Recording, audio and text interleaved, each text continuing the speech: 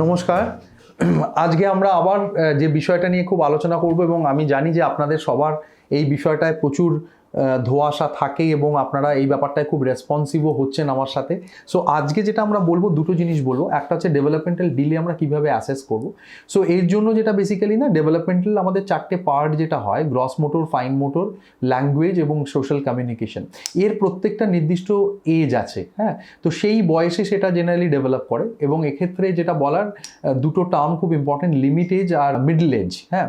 So এইটা basically হচ্ছে যে লিমিট এজ মানে হচ্ছে যে এই বয়সের পর যদি ডেভেলপ না করে তখন সেটা ডেফিনেটলি আমাদের ভাবতে হয়।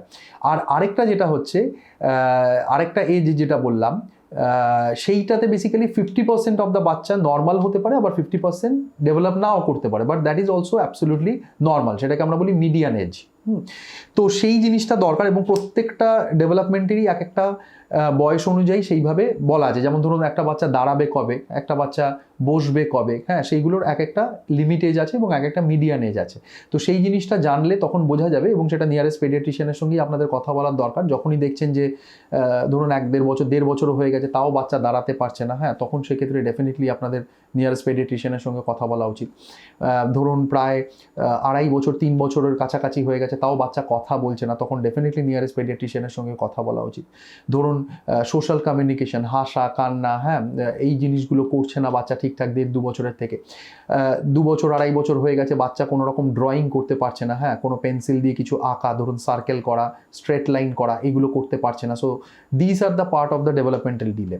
তো সেইগুলো যখন হতে থাকবে তখন কিন্তু ডেফিনেটলি আপনার নিয়ারেস্ট চাইল্ড স্পেশালিস্টের সঙ্গে কথা বলা উচিত। অটিজম বাচ্চাদের মেইন যেটা প্রবলেম থাকে, সেন্সারি যে পার্টটা আছে অফ আওয়ার লাইফ, সেই পার্টটা বা অফ আওয়ার হেলথ, সেটা বাচ্চাদের ভালো থাকে না।